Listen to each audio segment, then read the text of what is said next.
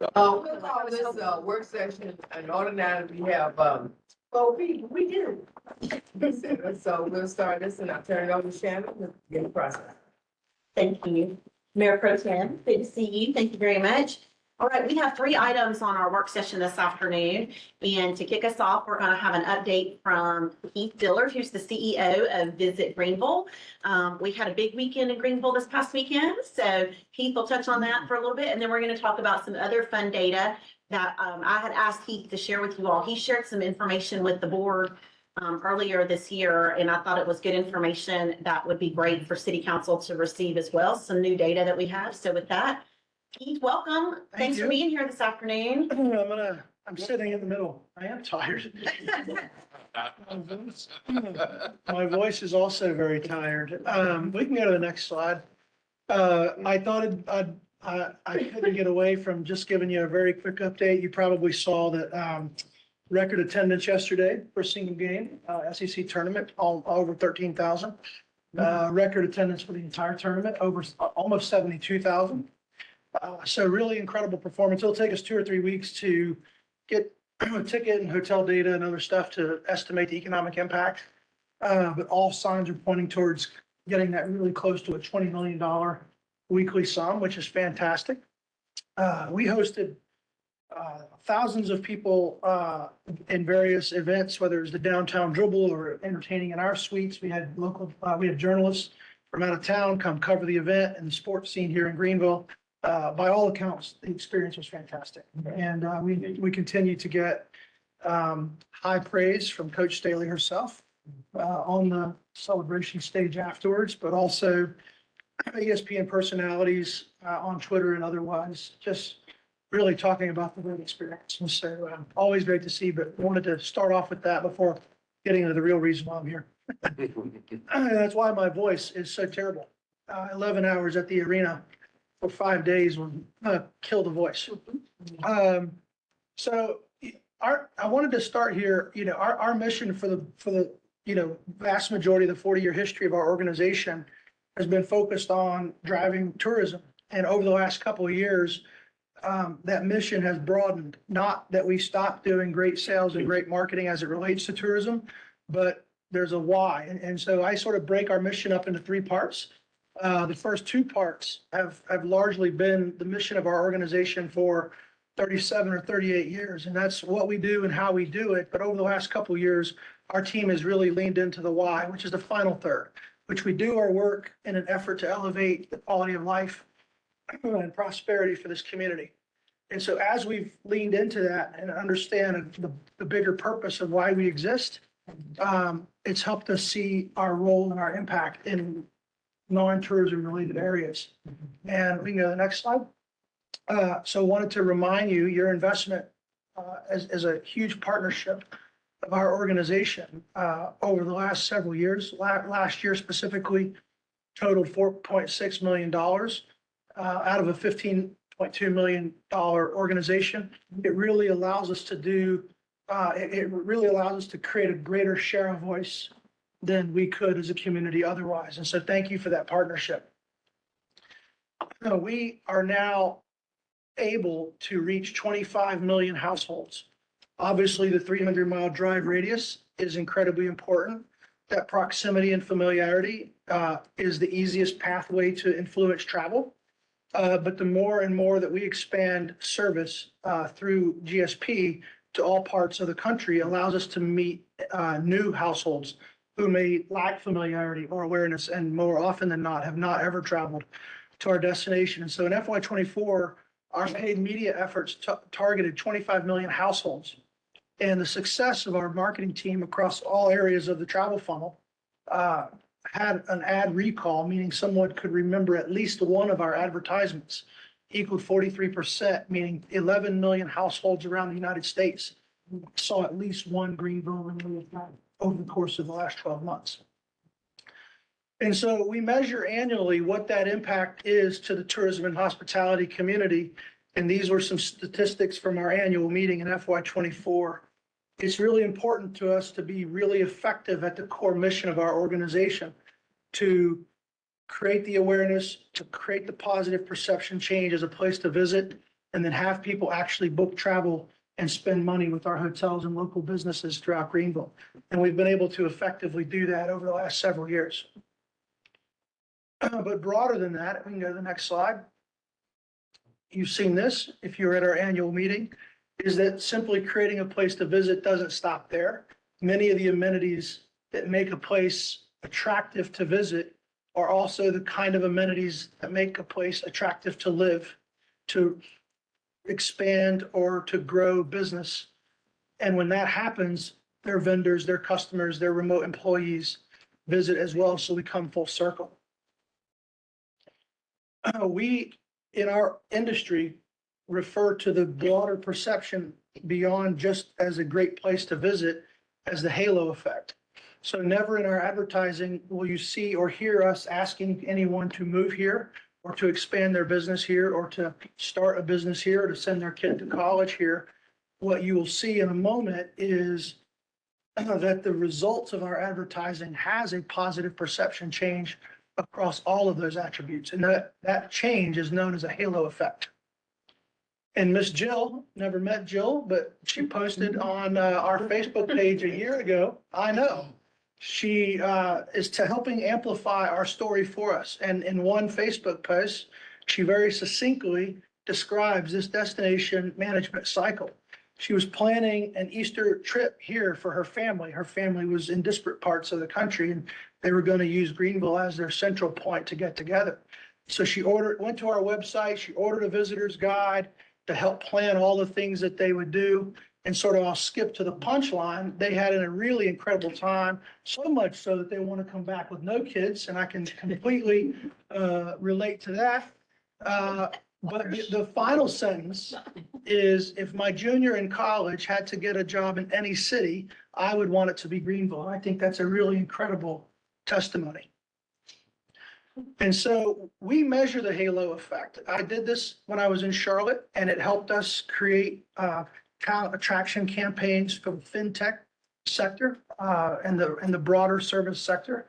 And so I wanted to share some of those results with you here about Greenville. We measured more than 4,000 people's sentiments of Greenville in 2024.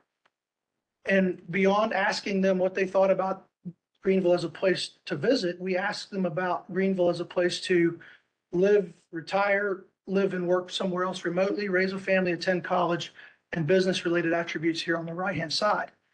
If you go to the next slide, we ask them to rate these on a spectrum of 1 to 5 from strongly agree to strongly disagree. We can start to see some of those attributes here. So I want to go slowly here. So we segment those 4,000 people by the least familiar. So never having visit here and inability to recall any of our advertising. Now we have PR campaigns, so we show up on lists and we show up in journals and things like that. And so we don't lack a positive perception, but this is without any ability to influence. This is what I would consider a baseline. And the positive news here is that we're not overcoming a negative like many communities around the country. What our real challenge is converting those who are neutral to positive and the positive to super positive. And as you can see, when people are aware of our ads, we'll go forward just a bit, that starts to change and that there's a positive change. There's a 2.5 times change for those who most strongly agree and a pretty good change for those who agree and somewhat agree. But the real beauty is when we can be successful in getting someone to take their trip here. That we say there's less than 1% of all the folks that we're successful in influencing travel here ever interact with a Visit Greenville staff. That interaction happens with our residents, our hotel workers, our restaurant workers, our retail, parking attendants, public safety officers, and so on and so forth. And when we live up to the attribute of friendliest city, you can see what really happens. So this is the people who are both aware of our advertising and have visited within the last couple of years. And you can see that for those attributes that fall under high quality of life, that there's a 5x change in those who are the strongest advocates of this brand. And so that's really incredible. We'll look at some of those specific. Now that you sort of see, we can read the chart, we'll go a bit quicker. So within quality of life, that's the average of all those attributes. I wanted to show you a great place to live or good place to live. a 6X growth in strongly agree when we take somebody from lack of familiarity and never visited to both aware of our advertising and have taken a trip. And next, also to raise a family. Now, our advertising are saying nothing about bringing family here or moving here or anything else, but I think what they experience here is the same thing that people, this to me is the anecdote that I hear at least weekly. Came here for a conference, came here for a girls' weekend, whatever it was, called my significant other and said, pack the house, we're moving to Greenville. I've heard that at least once, and almost weekly. Is that on the girls' trip that you went on? I'm not invited on this. But beyond, so when you become a place that's not only appealing to visit and in a place that can attract talent, you become a place that's attractive to recruit business.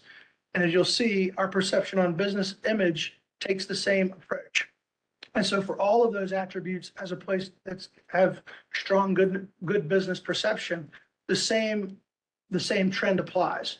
So we're not talking in our advertising, starting a business here, being an entrepreneur here, or moving your business here, or even setting up a satellite office. But you see a 7X change for those who most strongly agree. Those would be the strongest advocates of our destination for that particular attribute.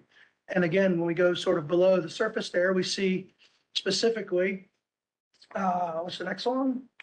Good place to start a business, sees an 8X change. And, and then we got 87% on the far right there who either strongly agree or some would agree that it's a good place to expand business. And so this, I think, actually came out of a great question that Ms. Dow here asked us at our industry outlook is we've measured our impact on the advertising awareness side. But Dorothy asked if we ever had data on the role that actually visiting had. And so we had the data, but we had never looked at it like this. And so when we were able to show it to our board a few weeks ago, it was really interesting. And it speaks to the collaboration and the interconnectedness of what we do and what our economic development friends do. And so I'll just sort of end with where I started is as you continue to invest and partner in our organization and we continue to promote all of the amenities that you have helped build, it is not only a place that we can influence people to travel, but those people will travel here for a variety of different reasons. And they will see all of those amenities as not only great from the visitor experience standpoint, but places that are appealing to raise a family or to start a career, or to start a job, or even send their kid to college. And so I think it's really important for us to sort of understand where we are in this broader ecosystem and lean into that more into the future. I think that's it. Yeah, it is. Thank you. And my voice survives. Yeah. Thank you very much. All right, questions from City Council? I'll just make a comment. When did you start? Heath, how many years have you been in? 2.5. It's 2.5, and you came from Charlotte, Correct. a much bigger market. And, one of the charges I gave to Heath was, help us show how tourism revenue helps the quality of life for people who already live here. And I mean, we do that over and over again. And I think Coach Staley's comments at the end of the game yesterday really summed it up. It does put pressure on us in terms of downtown. Steve Dow and I had the gall to show up at Sobeys without a reservation over the weekend, and we were quickly told, no. Not even a chance of it. And that is a compromise. I mean, that's something, that happens all the time on the weekend. But when you look at things like, Unity Park, Falls Park, Cleveland Park, the zoo, all those things would not be what they are without the revenue that tourism has created. And I would also say Visit Greenville has done a great job as ingraining themselves in the community as evidenced by our Greenville High partnership that we're still working on and just, being a part of the community rather than an accessory that somehow was. It is not a convention visitors bureau, in my view. It is an integral part of the infrastructure that makes Greenville a special place that it is. And that's a lot of tribute to Heath. Any other questions, comments? Yeah, that's astounding. Those numbers are unbelievable. And one thing that brings to mind is if you remember in the textile days, we sold cheap labor and cheap land. And I think we're now in a position where we can sell happy employees. We can sell this great place to live, and that's an advantage most cities don't have. So, kudos. That's I agree really 100%. exciting stuff. And yeah, you also shared in that meeting we had over at the one building, and I would say it's larger in the city, but that's just my gut. The percent of jobs in the city that are tourism related, and I believe you had 10%. 1 in 9.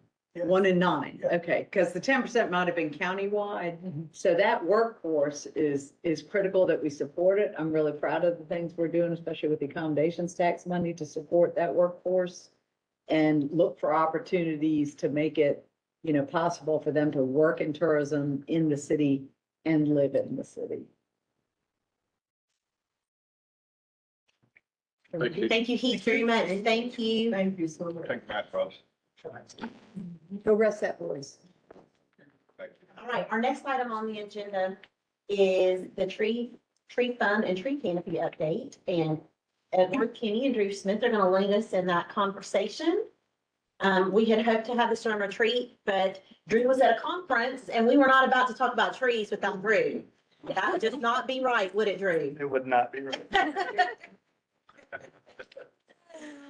So, anyways, we, obviously, as you all know, we place, a lot of value on trees in the city. We've done a lot of work over the last few years on protecting trees and growing funding for trees. And one of the things that we've done, we had an overhaul of the tree fund.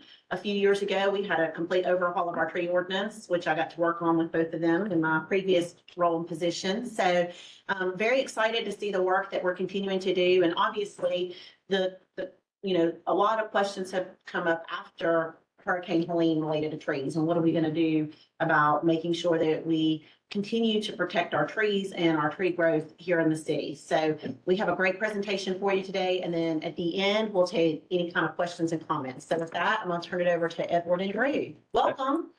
Thank you, Shannon, counselors. Yeah, I was just thinking this, it's really great that we're following on the heels of Visit Greenville since I think open space and our park system and obviously our tree canopy are part of what make our city great. So we're going to give a brief overview, look at our funding, some of the funding sources. I'll handle that and then Drew's going to dive into the details of our post-Helene cleanup efforts. So the first slide is really just to talk about, it really just points out that you've got a dedicated team and staff and a very knowledgeable staff throughout your various departments that are all focused on arboriculture and trees and tree preservation. We have certified arborists, master arborists, and landscape architects scattered amongst 4 different departments. Next, please. There it is. So since the inception of the tree ordinance back in 2021, we have we've garnered almost $1.9 million. What we currently have in the fund right now is about 1.16, and that is after the expenses, but we're up to about $1.9 million through the tree mitigation fund. All of this is done when developers come and they remove trees. As you probably know, it's not illegal to remove a tree, but it will cost you. It costs you either in replacement so that we can continue to replace our tree canopy, or it costs you financially. Those financials can only be used per ordinance in order to strengthen the tree canopy. So the mitigation of trees right now is standing about $50 per caliper inch. And there are, of course, some caveats to that. It can get a little bit more expensive if someone wants to remove a very, very large and significant tree, what we call heritage trees. And of course, we release anybody from those requirements if the tree is diseased or damaged. Or if they own their property before. Or if they own their property prior to June 2021. That's correct, but not if that property is undergoing construction or any sort of development. So that's to say that if you purchased your home in, 2001 and you're doing expansion of your house, you still have to apply for the tree mitigation requirements. So our tree fund started when we first passed this ordinance in 2021. We had about $4,000 in our tree fund, and that was primarily just from donations. Today we are, as you can see, over the last 4 years, we've earned revenue of up to 1.9 million. Next, please. These are our expenses. Our expenses, again, can only be used to improve the tree canopy, to plant more trees, or to actually purchase land for the planting of new trees or open space. And that's what that big expense is in 2025. That was for the purchase of property on Church Street in the Haney Serene neighborhood. Next. And so this is the expenditure breakdown that doesn't include that property purchase. This is just operating costs. So the money we spent for plantings, giveaways, tree removals, it gives us space to plant trees, tree health and administrative. Thanks. These are kind of the breakdowns of the categories. So the administrative is for training and certifications, and software subscription is the main part of that cost. Plant healthcare treatments like injections for crepe myrtle bark scale, emerald ash borer, those type of diseases, some growth regulators for trees downtown that keeps the canopy healthy and keeps it vibrant. And then plantings, the tree cost for the plantings and the contracted tree plantings. The other costs are tree giveaways, what we spend for the giveaways themselves, and some of the marketing material for those giveaways.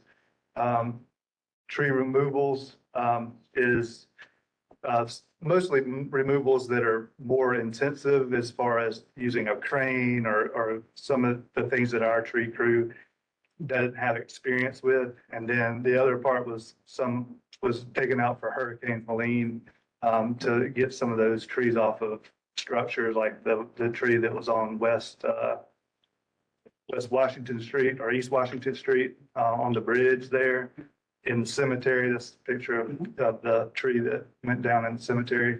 Couldn't get that off of there without damaging headstones. This is kind of a breakdown of all the giveaways that we've done. We've given away almost 1,500 trees. This is for the year of 2024.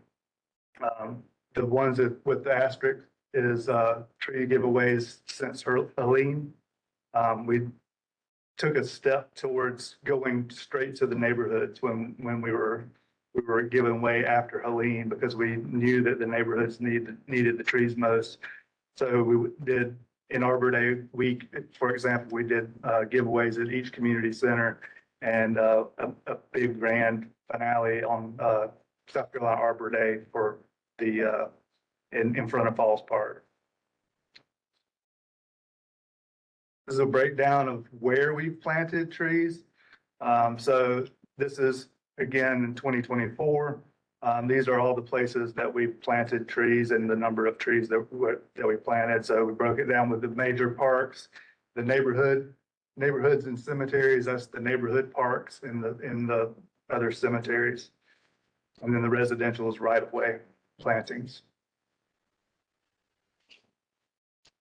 As an example of one of the trees that was used by the fund, this is a tree that went down in the microburst before Helene in near Mary's Cottage at Falls Park. This is an Arbor Day celebration that we had at Mary's Cottage, planting a tree in its place. So talking about Helene, so trying to wrap our brain around Helene, these were the work orders or the service requests that we had where trees cross roadways. We had 481 work order or service requests that trees cross. These might not all be city trees. These are private trees that fell across roadways, but this was a metric that we could try to figure out how many trees went down. Next slide. And this is the map of trees that we lost in parks. So some of the significant losses were in Cleveland Park, Sliding Rock Creek Trail 2. Those were mostly wooded areas that lost a lot of trees. We estimated those losses to be about 0.6 of a tree per acre, so almost a tree every 2 acres. These are the plantings post Helene. So from September to December, we planted 345 trees. And then this year, we've planted 146 trees. That number's not accurate because we still planted after we made this, put this together. So we're still planting all the way up till April, but those were the numbers that we planted since Helene.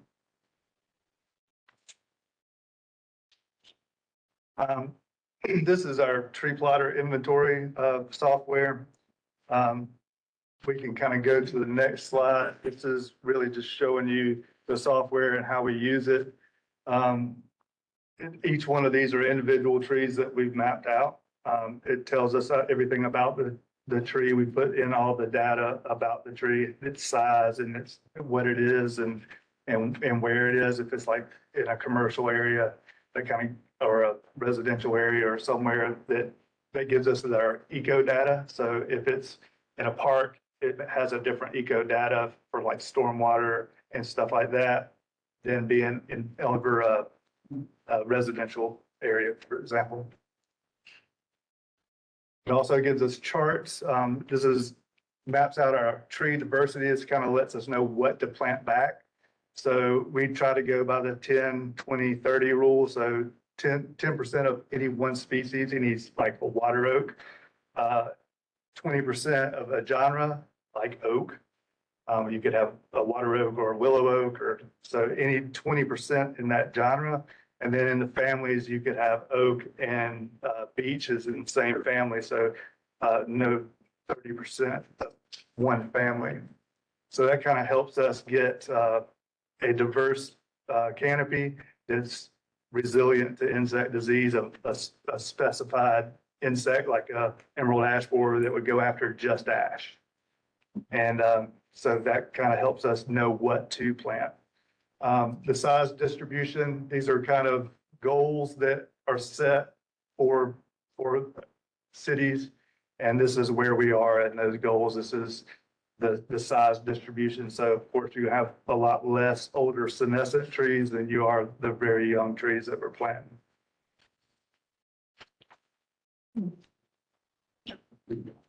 So next is a tree plotter canopy. And what it does is it takes the USDA mapping data and allows us to analyze the canopy. Break it down into council districts, watersheds, neighborhoods, and zone in on this area and how much canopy it has. And it lets us know that we need to target those areas for planting. So the canopy data will guide us to where we need to do giveaways, where we need to look for open places to plant. So sometimes you'll have a low amount of canopy, but not a great amount of places to plant. And that's where we have big problems.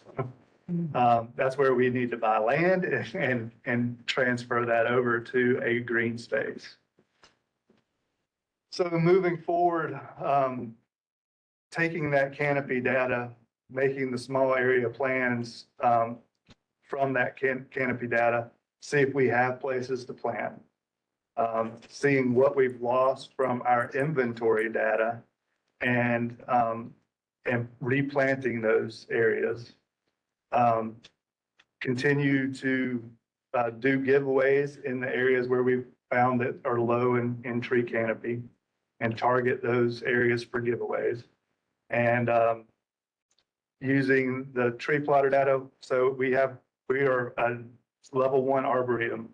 We're using that tree plotter data to push out forward facing to the public for seeing what trees what. So you can go up to a tree and see what it is by your location on your phone. We'll have some signage with some QR codes for that soon.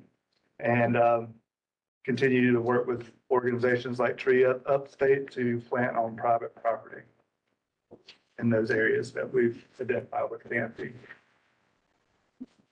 Thank you, Drew. So Drew, I have a couple of questions before we open it up to council. If somebody at home is watching and listening today, how, and if they want trees replaced in right of way outside of their home, what's the best way for them to contact the city so that we can go and assist them with replanting the right of way in front of their home? The best way is to contact Greenville Bears and make a service request. That service request will go where it needs to go, as far as, taking a look at their right of way and if we can plant Thank and what you. we can plant. And if, would you tell council a little bit about the work that you're doing on the North Main area with your tree planting? So in that tree planting, we just planted 55 trees on Earl Street and some of the side streets on that area. We went through that area that we had been removing trees for quite some time in that area and went back in with a good many trees. Also, the North Main median, we put 31 trees back into the North Main median. And will we work with homeowners on picking the right tree for their property? Because sometimes I know that homeowners may have a specific type of tree that they would like. Do we Absolutely. work with the homeowners on a tree diversity? Absolutely. We can offer them different suggestions. The Earl Street planting, for example, we did go in and pick the trees because we put it out to the neighborhood that this is what we're gonna plant. But we did go in and pick the trees right off the bat, and then we got some feedback. But we've been working with them to plant the trees the way that they want them. Absolutely. And then, my final question is talk a little bit about the small area plan that we want to do for trees this year so that we know exactly what Helene's impact is to our canopy. So we won't really know that canopy data until the fly, this year. Is it July? It should be leaf on. I'm not sure exactly when, but the fly this year will be leaf on. We'll do the flyover. Flyover. The pictures, but. What is the fly? No, sorry. It was right in my head. Communications is important. The USDA flying over and taking pictures of the canopy, Okay. and getting that digitized and mapped. So later in 2025, like probably late fall, before we have a really Probably good idea. late fall before we get it into the tree plotter canopy data. Yeah. But that's a USDA function? USDA does the flying Yep. and taking photos. Then we'll figure from there what we have to do to be able to increase the canopy. And some photos are leaf off, so it can't be used. All right, thank you. We'll open it up to questions, and I know Councilmember Stahl had a question, and then Councilmember Dow. Is South Carolina Forestry involved? We partner with them. We have partnered with them in the past, for a tree canopy study. I think they did the study for the county. They did a study for the county here recently. That was the 2023 flyover, data. Okay. I have two questions. The first is, where are we getting the inventory for trees? We were putting it in ourselves. Do we have a nursery? So this inventory is what is, Some loaded question. but- what is there. And we have several nurseries, but we buy from many different Okay. people.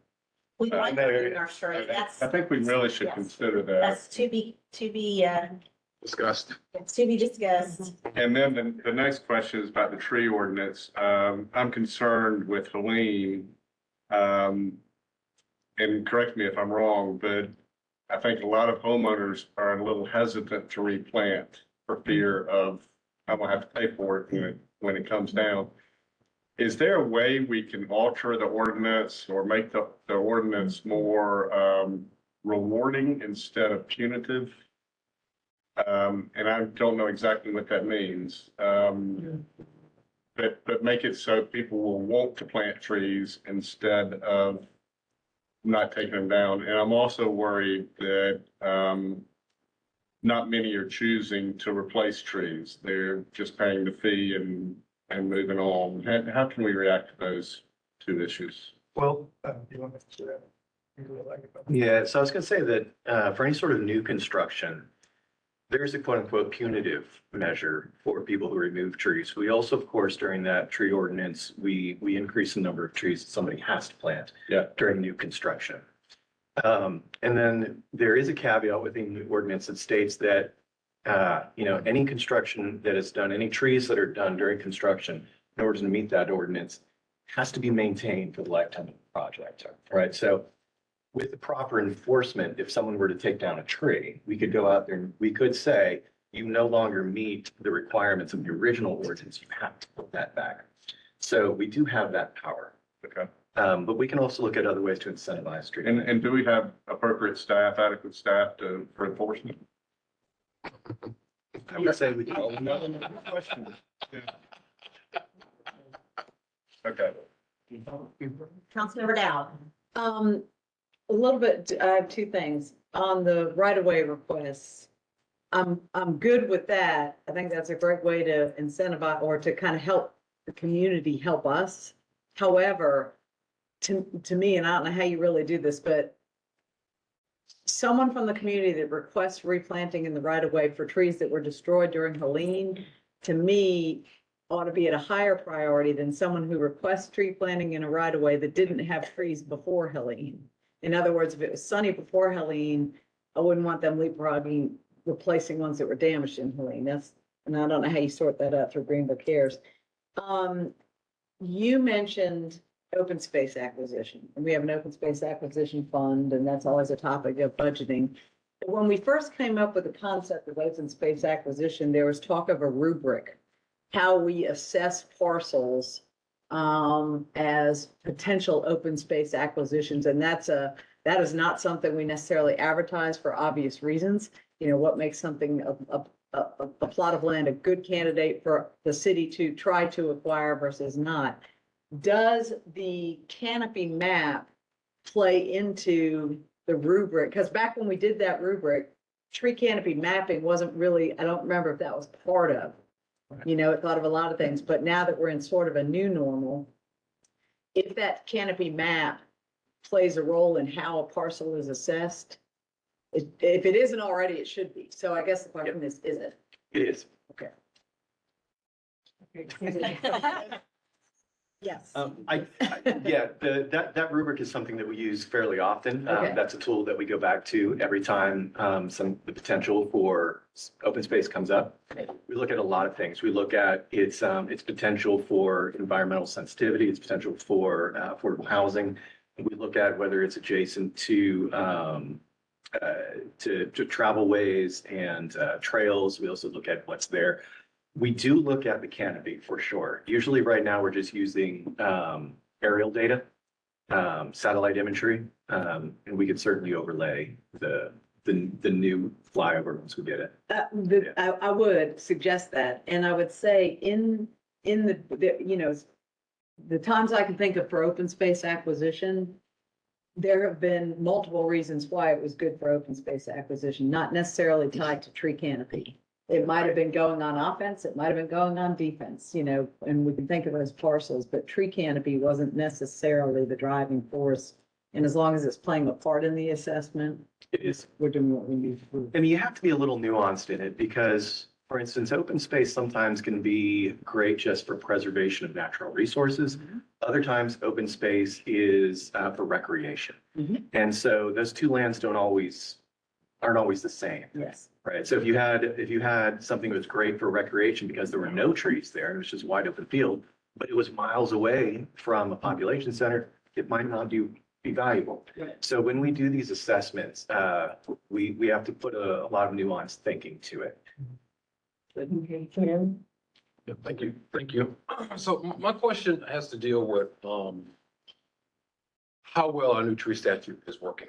So I remember back in 21, when we did this, you guys were able to tell us basically, and I assume it was based on the flyover, what our canopy coverage was. Okay, and I don't remember what that number was, but has that number gone up since we passed this? Or is it going down? Is it the same? I mean, where is it? In short, is our tree statute working? So that depends on what your measure of success is. Okay, If your measure of success is it bringing in funds? The answer is yes. It's certainly successful. If the question is it actually increasing the tree canopy? that's my question. The answer is we don't know yet. And the reason we don't know yet, number one, we don't have the flyover and we won't until later this year. But you also have to understand that for every tree that gets planted, it is almost insignificant from an aerial perspective, right? Because you put in a twig, essentially. You've got to give it time. you've got to give it 10, 15, 20 years before you actually start to see the results in the canopy itself that's visible from flyover. So we are certainly increasing the number of trees that are going in for all new construction by almost 50%, actually. Are So we, long term, I suspect the answer is yes. all right, so let's take the growth aspect out of it. Do we have more trees in Greenville now than we had in 2021? I don't know. What I heard Edward say is that we're planting more now than we were in Planting. 2021. And with construction projects, more trees are going in. Unless we had a number prior to 2021, I'm not sure that we would be able to answer the number of trees. Right. I think our But- baseline inventory was challenged. That was part of Yes. what we talked about leading up to the tree ordinance, was that we need to get a firm foothold on our knowledge of what we have to measure future efforts. And it's very difficult. We use the tree canopy as the measure of what we have. But the issue with the canopy is that as you lose a tree, it still it doesn't necessarily mean that the canopy has been lost, because it all has to do with the way that the aerials pick up the leaves. Now, I will, One of the things that we did with the tree plotter was we purchased tree plotter and we use it, and our staff uses it to try to start creating that inventory of trees, so that every time we're dealing with something with trees, that we're putting it into the tree plotter, so that we have a way to start tracking all the trees in Greenville. And it's just going to take us time to be able to complete that. We've really focused on public lands. At some point in the future, we would want to move to private lands, because that's the only way we'll truly know the actual specific number of trees. Right now, the best measure that we've been able to come up with is the tree canopy. So the reason why I'd like to try to figure that out as quick as possible, because piggybacking on what Russell was saying, if we have to change those numbers as far as what those incentives or disincentives are, the sooner we know if we need to do that, the better. And if whatever we're charging right now is not getting us the type of canopy that we need and that we want, then we need to be in a position to be able to adjust those numbers. And the only way we're going to be able to do that is to know, statistically whether or not it's working or not. So, I will, go ahead, I'm sorry. I will say that it is, from a development perspective, it is cheaper to remove a tree than to pay the fee. Okay. I'm nothing better than the guy who walked in and had something to say. All right, you can. No, go ahead. Yeah, I'm done. Yeah, I'm done. I'm glad you brought that up, because I would like to look at where's the sweet, because when we originally did this, and I know originally did this, where was the sweet spot of encouraging people to keep trees? What I'm hearing is it's just more advantageous just to do that. So I'd like to look and see if Sure. adjustments can be made. Yeah, I totally agree. At the time, we set that $50 per caliper inch based on market rate. That has changed dramatically. Yeah. So in order for someone to purchase a tree and plant a tree, it is far more cost effective to simply pay the fee for tree removal than it is to replant. That being said, it's a tricky question you're asking, Counselor, because there are situations in which when someone is developing on a site that has no trees, they may have to come back and plant 60 trees, right? On the other hand, if someone is clear cutting forest, ultimately they may be coming back and planting fewer. So we would have to assess on project by project by project basis. Well, can you guys look at that and try to figure out what that number should be? Yes. And try to figure out some ways to account for those differences that you're mentioning? Yeah, Will. Thank you. I've got several things as well. So just to clarify, because Ken's question made me think of this. Is it factual to say that long-term, the ultimate goal is to increase tree canopy? But I'm of the impression too that the immediate effect of what we've been trying to do is to reduce the decline. Right? I mean, so first you stem the decline so that over time you can be in a position of strength and advantage and build it. Is that fair to say? I think it's hard to build canopy while You got impervious to hold the surface, bucket. when impervious surface is increasing. Yeah, yeah. It's hard to do. So we're just trying to slow and make sure Yeah. that that impervious surface is I covered. guess maybe what I'm suggesting is, even if it sounds strange on the surface, a reduction to decline for canopy is progress or better than the alternative. you know, right? Slowing decline. Yeah, yeah. I mean, I think most people, if they heard that your tree canopy was declining rapidly with absolutely no measures in place to try to stem that, they'd say, man, probably I'll do something. So, I like the plotter. When you talk about the canopy though, so you can evaluate future measures, where they're gonna be, how does that plotter, I mean, I understand how it can see the coverage, but how does it factor in the age and the quality of the tree providing the coverage? So the tree plotter is in an individual tree that we're going out and measuring and You've already putting hit it. all the information in there. So you factored that in from an interpersonal, So, yeah, we go and visit, those are all trees that we've individually visited or planted or put in, you Okay. know, put in, so. second of three questions is, for the financials that you showed, are folks budgeting for the tree fund on an annual cycle? I mean, you showed historical activity, like here's what happened. Are we going through and actually saying we project this sort of revenue impact and then the corresponding expenses that we would take off that? We're basically going after what last year's revenue was. So I bring my third, it's not a question, it's more of a comment. And I easily could miss this. And furthermore, I bet the two of you gentlemen, thank you. You're probably receiving this input 5 times a day, 365 days a year. But much like we've done with the 6-month development code check-ins and what we recently did with commercial and residential architects and everything else, I'd love to see us do in the next, I'm going to say 90 to 180 days, a community session where anybody, but particularly those who most frequently interact with the tree ordinance, can come in and celebrate what's working and then candidly talk about things that could be refined. One thing I know is on the minds of constituents that they do not believe is working as well as it could. And it was interesting, appreciate the candor, when the question was asked about enforcement.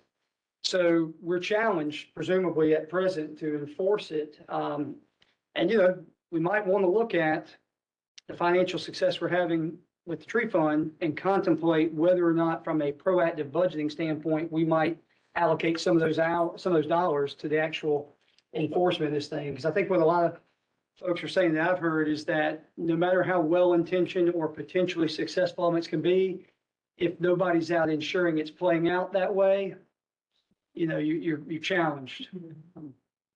So an opportunity perhaps. There's nothing in the new ordinance that doesn't say that the tree fund could not be spent on a position. Okay. Especially if it's directly tied to the, tree. yeah. Exactly right. Thank you. Okay, Ms. Grace. I have question 3 of 6 now. On the tree giveaways, I'm a huge fan, and this may cause a lot of blowback. I'm sorry, but every time I see the cars lined up, I want to ask them, do you live in the city? Before we hand them a free tree. If they say no, do you want us to turn them away? I just want us to think about it. Okay, because if our job is to protect the canopy of the city of Greenville, that's our job. It's not to, and recognizing that there are plenty of opportunities to plant trees throughout the state of South Carolina. And Councilman, I'll just say that that's why we've been more intentional about doing them in the In the neighborhoods, neighborhoods. because we were seeing exactly what you're Yeah, saying. and I applaud that. When we did the tree canopy, there were a couple things that I remember being objectives. One was the hope that if we had a penalty to pay for taking down trees, that maybe a builder, and this is mostly for single family home, might consider redesigning their driveway to go around the tree rather than straight on up through the tree. I'm not sure that's really been successful in the redesign concept. I think people, the cost to pay their architect to redesign around a tree, you know, I just don't know that that's held true in single family new construction. And I also feel we've seen this in Cleveland Forest and maybe around the city, that a new builder, this would be someone who's gonna mow down the house on the property and build anew. And we're seeing more and more of that. They max out at 50,000. What's the max tree? There's a max on the penalty they pay. 25,000 per acre. Okay, so let's say they have an acre, and on that acre, this isn't a very good example, but half the trees drive them to 25,000. What we've seen evidence of is they're likely to say, well, I'm already maxed out, I'm just gonna plow them all down. Sure. Because I don't wanna come back and redesign and have to nitpick and pay again. So to your point about a carrot, you know, is there either you gotta adjust the maximum or look for a way to reward them not to do just that.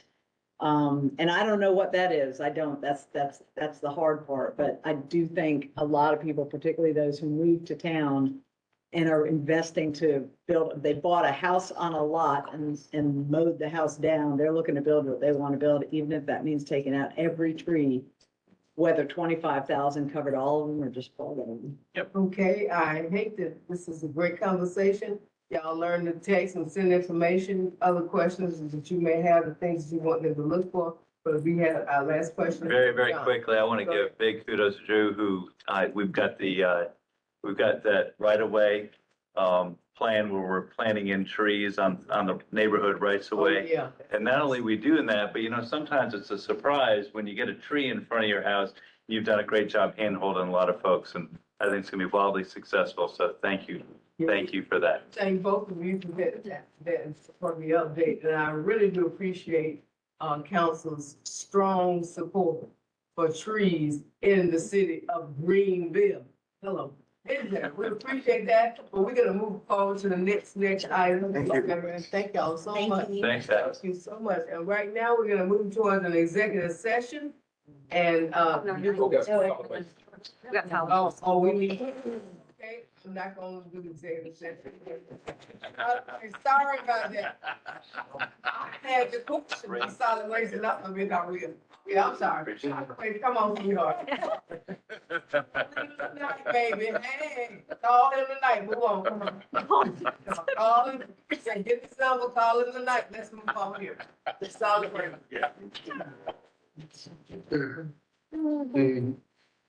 Love it. Okay, now we got Trish. And I'm here for emotional support. All right, sweet baby, I know you're going. Yeah. So, Trees. I'm gonna kick us off real quick. Raiders? This is, as y'all know, Dave Derrick, who is our Director of Public Works, and he's got his team here. He'll probably introduce here in just a second. And Patricia, who's our CFO, as y'all well know. This item, we alluded to a little bit during our conversation at retreat about wanting to have a more comprehensive conversation about solid waste as we go into budget year. And just kind of talking about some of the costs of solid waste, but really focusing too on just the positive of what we provide our community through solid waste. I think you're going to be very, hopefully, impressed with what we provide our constituents with our solid waste services, including door-to-door recycling. I never lose an opportunity to brag on our team about that. And so we're going to go over that update and then talk about some financial considerations that I'm looking for your feedback on at the end of the presentation. So thank you very much. All right. And Dave, I'm going to turn it over to you. Appreciate that. Thank you, Shannon, counselors. So following up with trees, that's not a good one to follow up with us, Public Works right now, but we did remove a lot of trees for Drew, So About anyway, 2,000 cubic yards. yeah, so a lot of the tree canopy went, so hopefully it'll come back. Okay.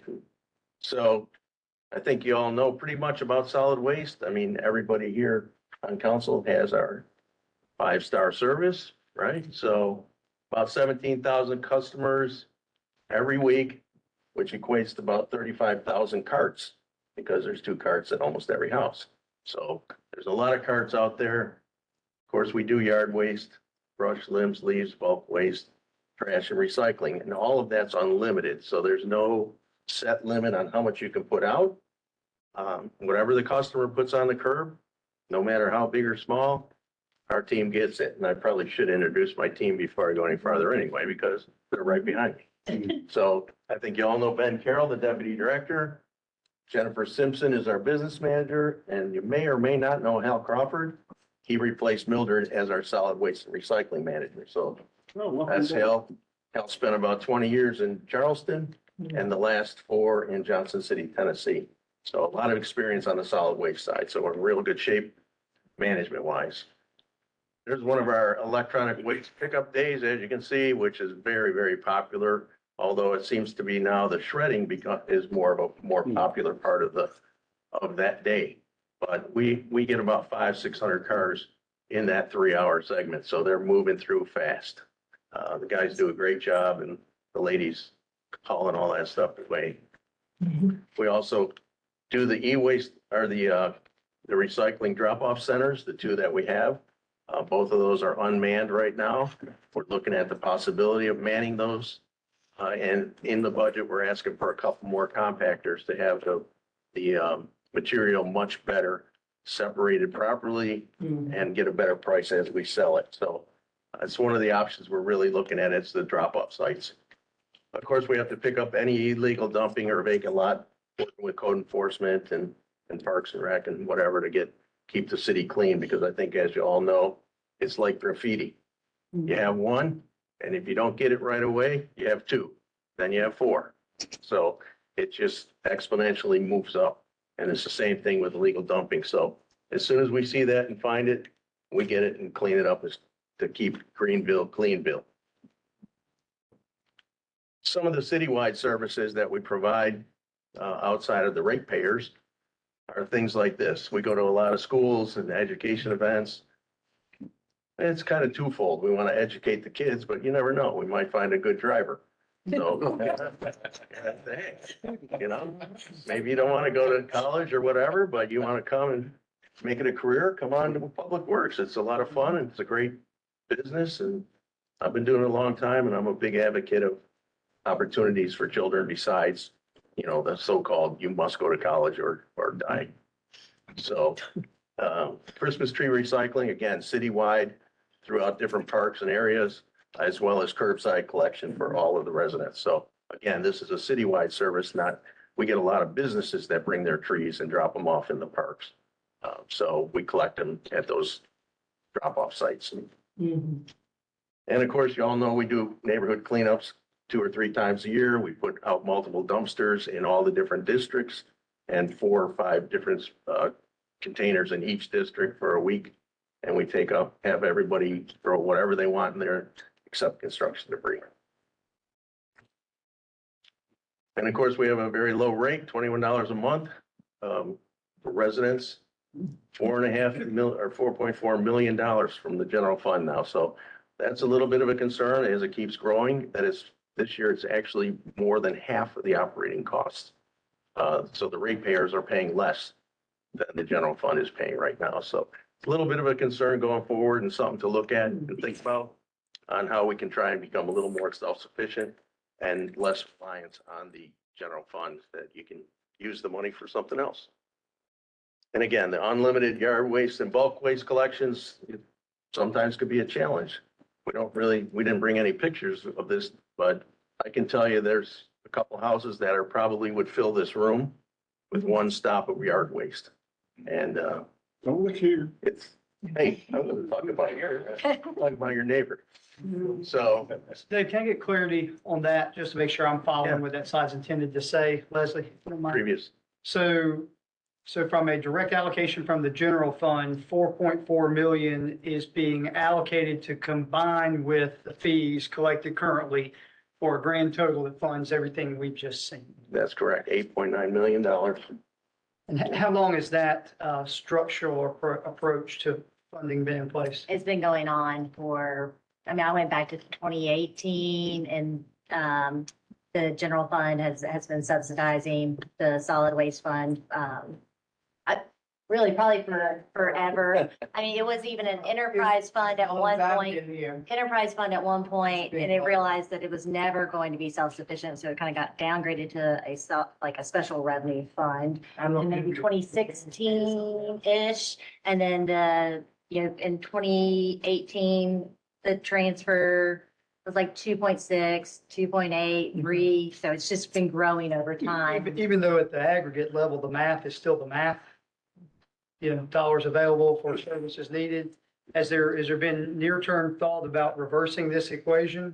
Whereas instead of sending the general fund to fund that, then alternatively, you just keep the subsidy in the general fund and send that over?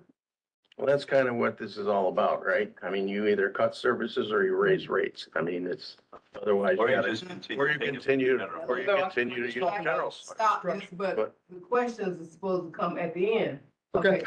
So he actually got that clarified, so he's gonna come back. You'll be first to answer the question at the end.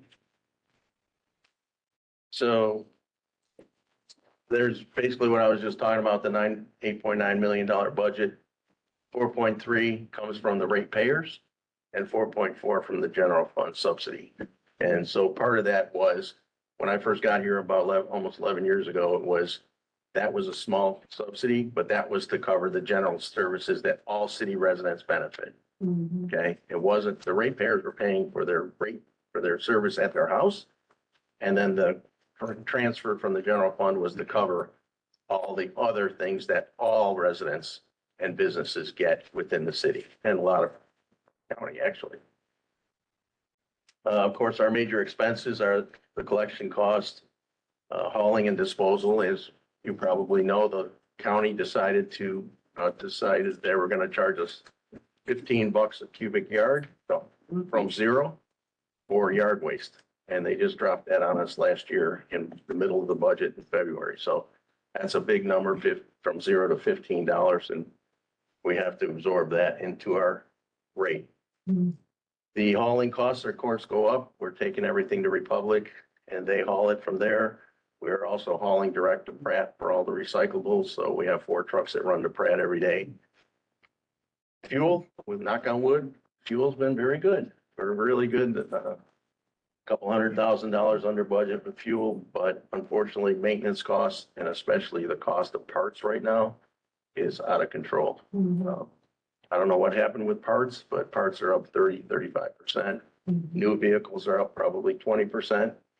And if the new emission standards go into play in 27, we're looking at $30,000 to $40,000 more per vehicle. For the big vehicles, for the large vehicles. For the class 8s, 7s, 8s, not for cars. How many? In solid waste? I'll ask you Dan. I'm sorry. Go ahead. Okay. Of course, the budget impact, I just spoke about the disposal fee that went into effect at the county. We also pay $20 for regular municipal waste that is taken to the county landfill. And there's your 20%. So we talked about parts. So as Shannon mentioned, we have the highest level of service of anybody in South Carolina. There is no other municipality anywhere that provides the level of service we do, with weekly everything: trash, recycling, bulk waste, drop-off centers, yard waste, unlimited. Everything's unlimited. Some of these others, they may have the similar services, but they do not have unlimited amounts. They control how much you can put out as far as yard waste or bulk waste. So we have, as you all probably know, you see all our automated equipment. We used to have 64 employees. We're down to 42 by going to one-man vehicles. And every vehicle we have in the fleet is operated by one person. There's no more 2 or 3 on a truck. It's all one person, whether it's a leaf vac, a clam truck, cycling automated side loader, or a garbage side loader. Of course, our favorite time of the year, fall, for leaf collection, which, hey, Drew, thanks for saving me a couple million pounds this year. But we get it, last year we had 12 million pounds of leaves, and this year we're just under 10 million pounds. So, yeah, we saw quite an impact on the trees leaves were still on the trees on the ground. And then, of course, we have special services, like if you are elderly and you can't get your carts out to the road, we provide a backdoor service. The driver will go up to the back of the house, get the cart, bring it up, dump it, take it back. Anybody that's unable to do that. Big deal. This is a little bit of a rate comparison, which I think everyone likes, that the pretty green color of Greenville on the bottom is the lowest of all of our neighbors. Greater Greenville, Myrtle Beach. Myrtle Beach is probably one of the closest ones with service. They provide almost everything we do, but not quite as much. They have limits on their brush. Of course, Hal came from over there, down in the Charleston area, so they know about that.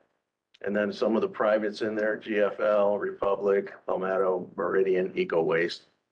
They're all, and again, they don't provide any service. Most of them, especially the privates, only garbage. One of the things to look at with this too is it's a combination. A lot of them are a combination. They don't pay that monthly on a bill. Like for Greater Greenville, for example, their bill says $17.50 on their monthly bill, but they also charge $17.50 a month on the millage. They have a They millage. have a millage charge, which most, every one of those other cities also has a millage charge, like Charleston and Columbia. They all have millage charges as well. Again, we talked about all that, everything else in the low rate structure there with no millage from the city of Greenville, the top level service and the cost of unlimited everything. This is a snapshot of our current rate structure. And Patricia can talk more about this if need be, but you can see the one that's of concern on there is the green bar, which is the subsidy from the general fund, which is anticipated in fiscal 23 to be about $6 million out of the general fund. So it's a pretty substantial number and it's growing every year. And again, this assumes no rate increases or any changes to operations. So part of the self-sufficiency plan is looking at the overall solid waste team and management and some of the things that we're working on. And to my team's credit, we're looking at possibly burning some of the yard waste, where you have a option to have what they call a curtain burner, which is very popular in hurricanes in Florida. I've used them many times down there. And it's basically a burning unit. It looks like a giant dumpster, but it's got a burning unit on the bottom. You just put the yard waste in there and it incinerates it. And there's no smoke. The most important part is there's no smoke, because we had to talk to the FAA at Donaldson if we were going to put it at our old landfill site. So that's one of the things we're looking at to save on hauling costs and the tipping fee at the county to try and be more efficient on what we do and how we operate and staying within the city. That's just one of them. The other one I mentioned earlier was the compactors at the drop-off centers and having somebody there to man those and to run the compactors and sell our material for more money because it's now clean material. We are committed to providing the best service in the state, whatever it takes. I think that's the same concern and desire that you all have. And part of the self-sufficiency plan is to help support this commitment to keep it that way. So we're looking at how we're going to manage these cost increases, which are growing and growing every year. But in the middle bullet points there, you'll see if we do some $5 or so a year, it's one of those things where we could save probably $1 million somewhere off the transfer. Working with Patricia and her team, this is a fiscally responsible approach that we've worked with them on how we could get there. And they agree and recommended that this is a good way to start looking at the operation and helping you pay for itself a little more anyway. The big thing is it frees up that general fund money for other needs and requests that I'm sure you guys get swamped throughout the city from all the different departments on what they need. So anything we can do to help with that, we're certainly want to do that. And then the most important, of course, is council has the review of everything, whether it's, whether there's a proposed rate increase or not, or however we want to do it, or any adjustments and any operational changes such as limiting yard waste or, the bad word of eliminating recycling.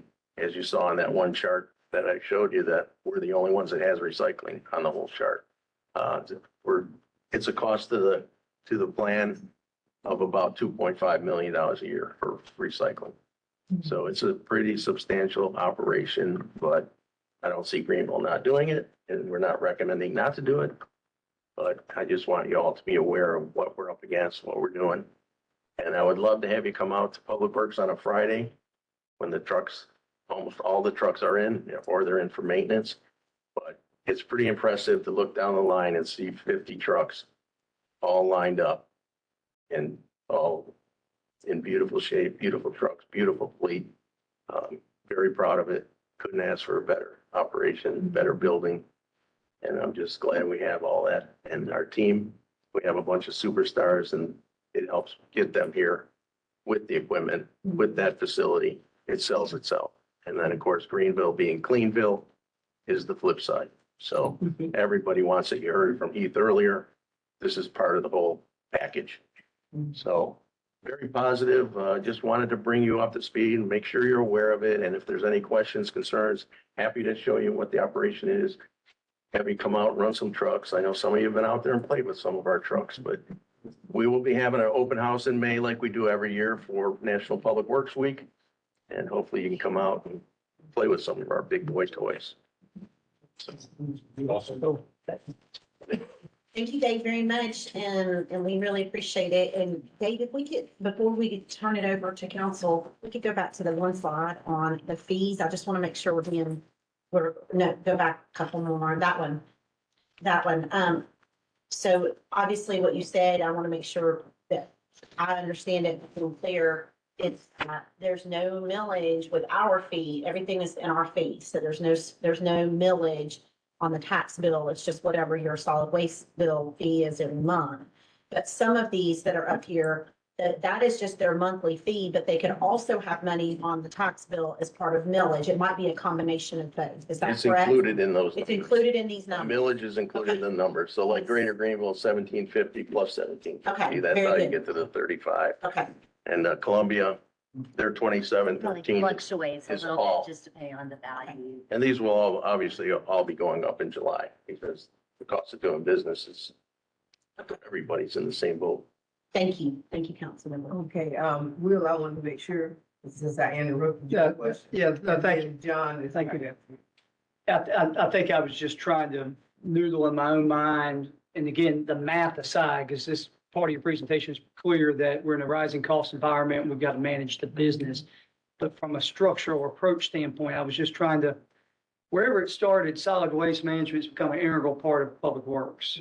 And I don't know if there's a benefit to doing it this way or not, but I was trying to understand in the modern era, have we thought about no longer breaking general fund out to subsidize solid waste, but alternatively, just leaving the general fund intact, which covers the bulk of public works, correct? And then just doing it the other way. The math is still the math. That was my question, structurally, mechanically, we've done it.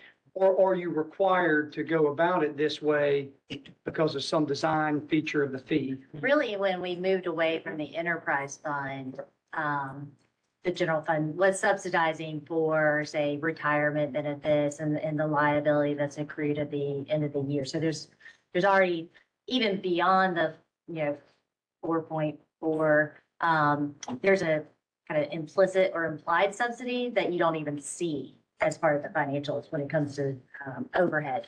But it wouldn't make a difference. Maybe So, 6 and 1/2 dozen. yeah, exactly. So you're either, Must be cleaner, but nevertheless. but either way, I think to what Dave was trying to convey is that the services that we're providing cost about 8.9 million and we're receiving 4.3 million from customers. And so that delta is, wants you to be aware that it exists. And B, it's a overall shortfall where we don't have the sufficient revenue coming in to provide the level of services that we're providing. Does that make sense? Oh, for sure. That's why I was saying the Yep. math problem I get. I guess the only caveat to that is if you are segregating, if you're looking at it just strictly through the lens, and we are through the purpose of this presentation, solid waste. If alternatively, you look at it holistically as public works, you still have the same embedded funding. It's looked at through a different lens. Right. I mean, that's right. Yeah. Good. I kind of piggybacking on Will. First of all, unbelievable operation. One of the proud things that we do, and to you and your team. Thank you. Really big deal. Appreciate it. This is more for Patricia. And if you don't know off the top of your head, would love to get this. The amount of property tax revenue that comes in, percentage of the budget that represents, and the increase over the last year and 5 years. Okay. If you could get that for me, that'd be really helpful because Property taxes. Yeah. How much percentage and an increase? Okay. And I think what I'm kind of getting at is, with that is, I understand we've got a stormwater fee.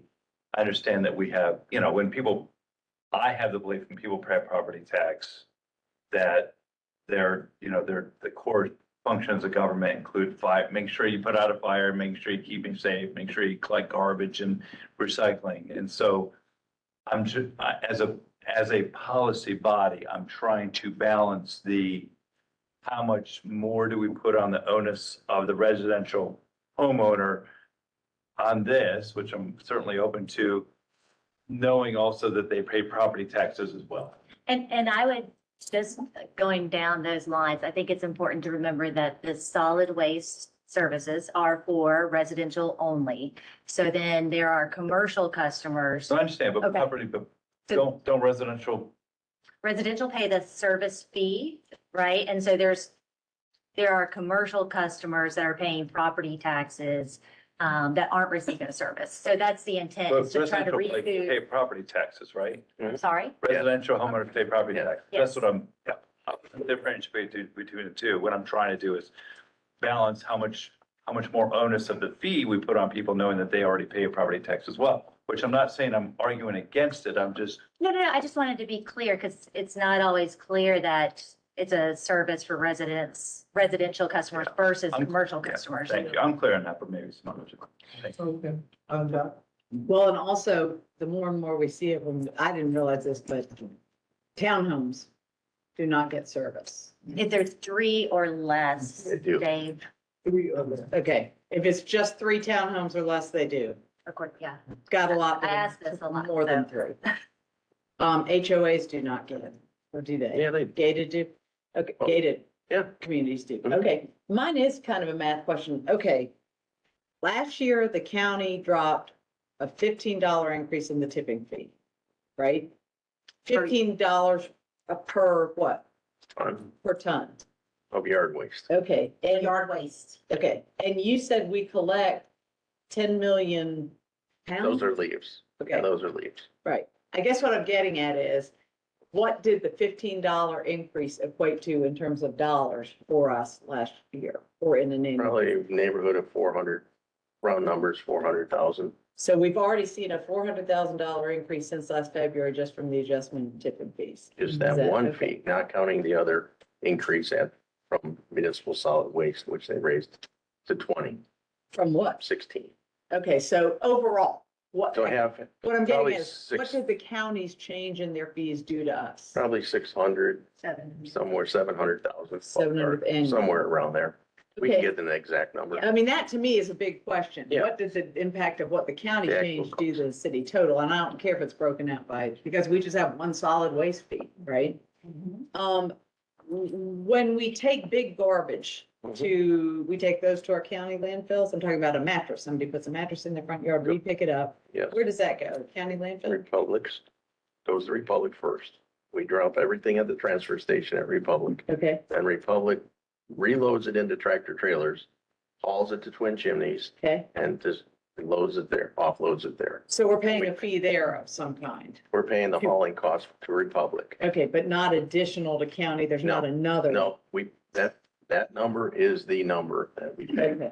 So we did that ROI to see of the damage and what it took to our vehicles and how much time and how many routes. We actually cut a whole route in 3 people by having Republic because it just takes so much time. It's at least 2 to 2.5 hour round trip minimum.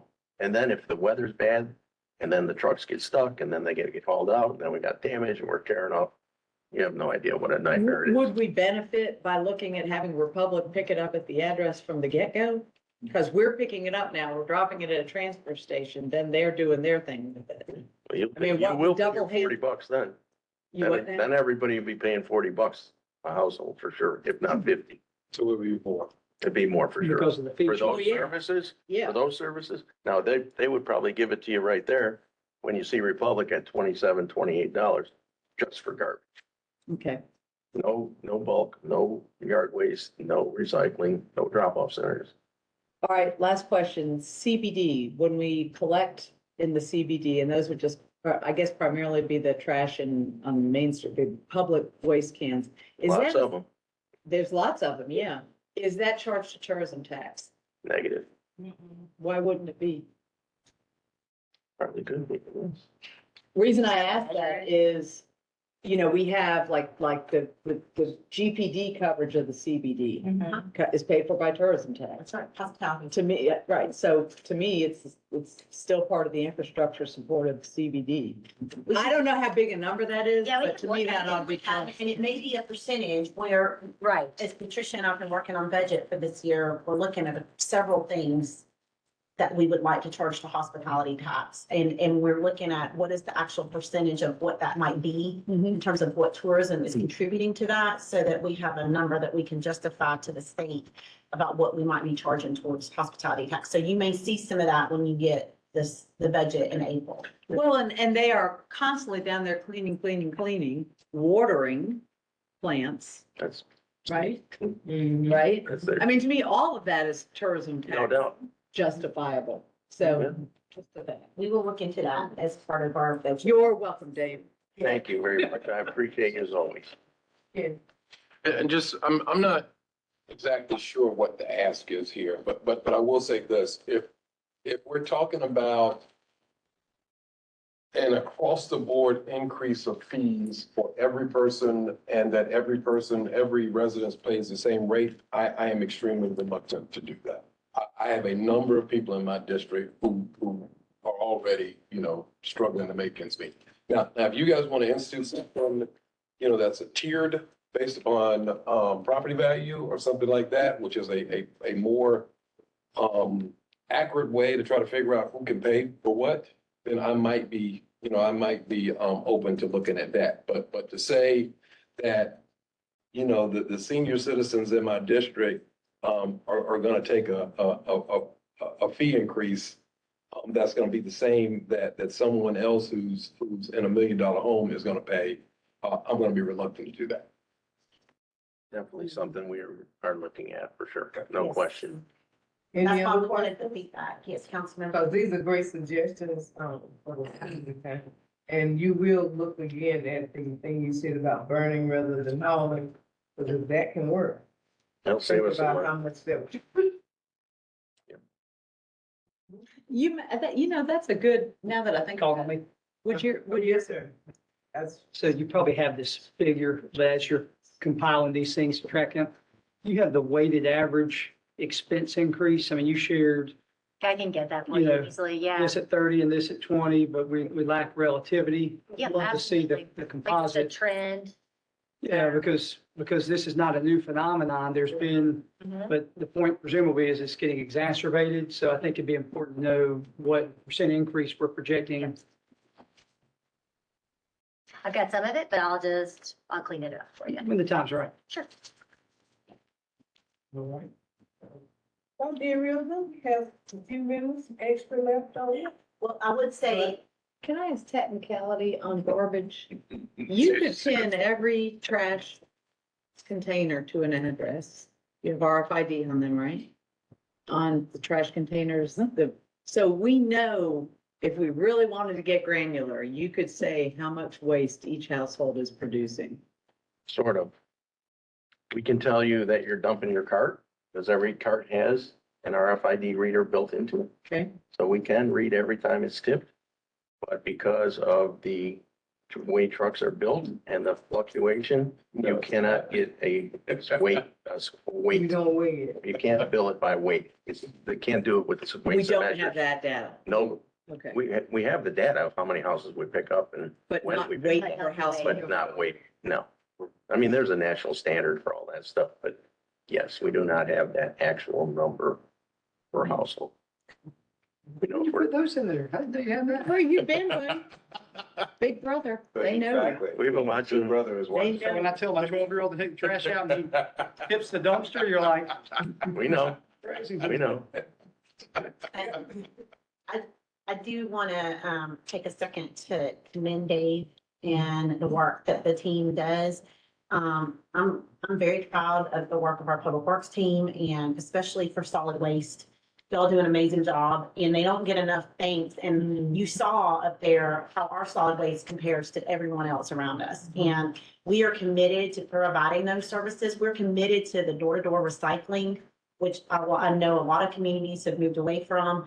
And the thing that I heard that I'm not sure people always hear is since Dave and their team have been working on solid waste operation, we've actually seen a staff reduction of almost a third over the years, from 64 people working to down to 42. And we don't, a lot of that doesn't get shared about, when everyone starts talking about government efficiency and how are you improving your operations? Well, I think that we have exemplified that over the course of these years with the work that we've done with improving our fleet and improving the technology and what that's been able to do to help ensure that we can still provide that level of service. So thank you, Dave. And really to expand a little bit on the technology, of course, all the vehicles have GPS, we put them in all city vehicles, so we're tracking all city vehicles.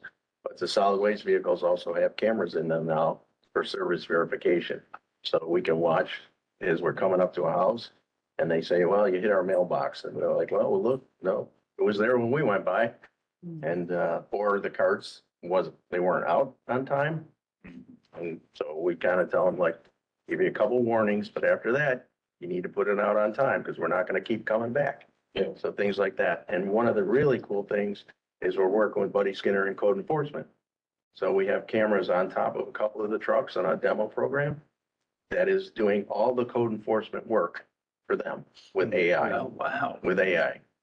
So it drives by and it can tell you there's a bad roof, there's a door missing, there's high grass, there's an abandoned car, whatever they want to query through AI. These trucks track everything, and then Buddy's people don't have to drive every street because we're driving them every day, once a week anyway. Wow. And then So it's it's huge more for efficient. Helene too. And it was huge Oh, for yeah. us with Helene for documenting pre and Right. post Helene for FEMA. Yeah. So that Start was a tracking the big. tree canopy before long. We definitely help. For that. We're open to anything, Drew. That's awesome. Thank you very much, Dave. Any other questions or comments from city council I on got this? 3 minutes, you want to ask a question? That's a great job. Thank you. Yeah. Thank you all for your time and your support. We really, really appreciate it. Hey, Mayor Pro Tem, we are ready to move into executive session. Okay, Enjoy your trip. now, this is really gonna be the executive session. So the attorney is gonna explain to us exactly what we actually gonna do. All right, is there a motion? Second. Thank you. Y'all just have one item this afternoon. Under 3470A2, expected contract for the redevelopment of city homes. Okay, all All right. right. City Hall. It's our new.